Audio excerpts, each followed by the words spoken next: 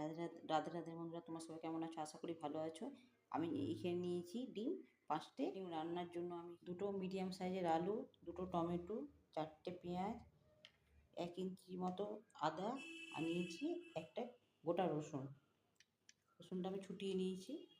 রসুন, মগজ, 5টে কিশমিশ, টমেটো, আদা আর হাফ পেঁয়াজ।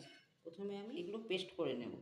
আমি অর্ধেক পেঁয়াজ, 4টে কাঁচা লঙ্কা, আদা, রসুন পেস্ট করে নিচ্ছি। প্রথমে এখানে নিয়েছি ডুমো ডুমো করে আলুগুলো নিয়েছি, আমি দিয়ে দেবো বয়েল করার জন্য।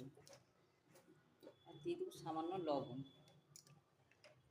2বার ফুটে উঠলেই আমি আলুগুলো নামিয়ে নেব। প্রথমে দিয়ে দিচ্ছি আমি তেল আর জিরে, সামান্য পরিমাণ শুকনো লঙ্কা। ফোড়নটা আমি ভালোভাবে ভেজে নেব। প্রথমে আলু, যে আলুগুলো আমি বয়েল করে রেখেছি, খুব বেশি বয়েল করিনি, মানে হালকাভাবে বয়েল করেছি, ওগুলো আমি দিয়ে দিচ্ছি তেলে।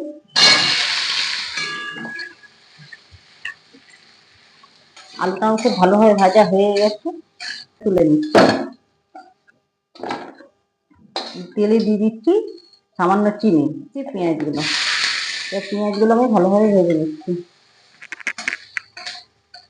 আর পেঁয়াজগুলো ভাজা হয়ে গেছে, এবার আমি দিয়ে দিচ্ছি মশলা, পেঁয়াজ, লঙ্কা পেস্টটা আমি দিয়ে ভালোভাবে ভেজে নেব। এবার আমি মশলা বাটিটা আমি এখনো ধুইনি, এই বাটিতেই আমি টমেটো, মগজ আর কিশমিশটা আমি পেস্ট করে নেব টমেটোর সাথে।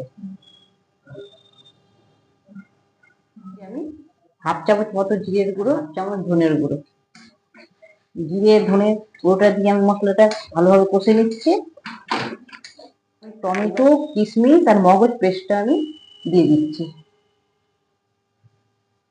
ভালোভাবে আবার আমি কষে নিচ্ছি। এবার দিয়ে দিচ্ছি 1 চামচ লবণ, হাফ চামচ হলুদ, সামান্য পরিমাণ ঝালের জন্য লঙ্কার গুঁড়ো সামান্য দিচ্ছি, খুব বেশি দিব না, আমি খুব ঝাল আমি করবো না। এবার দিয়ে দিচ্ছি মশলা বাটি ধোয়া জলটা, ভালোভাবে কষে নেব। এবার দিয়ে দিচ্ছি কিছু ভাজা মশলা, এটা আমি লবঙ্গ, দারচিনি, গোটা জিরে আমি মশলা করে দিচ্ছিলাম, ওইটা দিচ্ছি। দিয়েছি আমি যে আলুগুলো ভেজে রেখেছি সেগুলো ভালোভাবে কষে নিব। মশলাটা নিয়েছি আমি একটা আলু সেদ্ধ, এটা আমি দিয়ে দিব। দিয়ে দিচ্ছি আমি 2টো লঙ্কা। আমার মশলাটা মোটামুটি কষা হয়ে গেছে, দেখতেই পাচ্ছেন মশলাগুলো গায়ে গায়ে লেগে গেছে আলু। জল দিয়ে দিচ্ছি কষার জন্য, অল্প অল্প জল দিয়ে কষলে রান্নার স্বাদটা খুব ভালো আসে। সামান্য পরিমাণে কাশ্মীরি লঙ্কার গুঁড়ো আমি সামান্যই দিচ্ছি, খুব আমি বেশি দিই না, কারণ লঙ্কার গুঁড়োটা খাওয়া ভালো না। রান্নাতে কাঁচা লঙ্কা, গোলমরিচ এরকম জিনিসগুলো বেশি ব্যবহার করি। কষা হয়ে গেছে, আমি গরম জল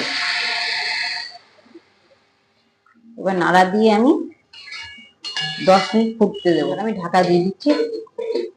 10 মিনিট পর আমি ঢাকাটা আমি খুলে দেখাবো। ডিমগুলো খোসাগুলো ছাড়িয়ে নিচ্ছি ডিমের। আমার ডিমের খোসাগুলো ছাড়ানো হয়ে গেছে। 10 মিনিট পরে আমি ঢাকা তুলে নিচ্ছি, দেখে নিচ্ছি আমার আলুগুলো সেদ্ধ হয়েছে। আমার আলুগুলো সেদ্ধ হয়ে গেছে। এবার এটা আমি গরম মশলা, সামান্য পরিমাণে গরম মশলা দিয়ে দিচ্ছি। এবার আমি নামিয়ে নিচ্ছি। তেলে দিয়ে দিচ্ছি সামান্য পরিমাণে হলুদ। এবার আমি ডিমগুলোকে ভেজে নিচ্ছি। আমার ডিমগুলো লাল করে ভাজা হয়ে গেছে। এবার আমি তরকারিটা দিয়ে দিচ্ছি।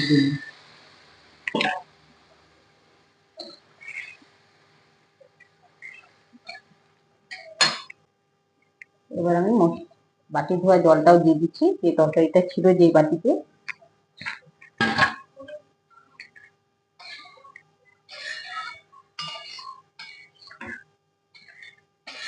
এভাবে একবার রান্না করে খেয়ে দেখবেন বন্ধুরা। প্রথমে আগে তরকারিটা করে নেবেন, তারপরে ডিমটা সেদ্ধ করে ভেজে তারপরে তরকারিটা ঢেলে দিবেন, একটু টেস্টটা একটু আলাদা হয়। 10 মিনিটের জন্য ফুটিয়ে দিয়ে দেবো। ডিমের ভেতরে মশলাগুলো যেন ঢুকে যায়। ওই ঢাকা দিয়ে দিচ্ছি। আমার 10 মিনিট হয়ে গেছে, এবার আমি ঢাকনাটাই তুলে নিচ্ছি। খুব হালকাই লঙ্কার গুঁড়ো দিয়েছি কালারে। রান্নাটি ভালো লাগলে বন্ধুরা অবশ্যই লাইক করবেন, শেয়ার করবেন, সাবস্ক্রাইব করতে ভুলবেন না চ্যানেলটিকে। আজকের মতো টাটা। দেখতেই পাচ্ছেন ডিমের তরকারিটা আজকে আমার কেমন হয়েছে।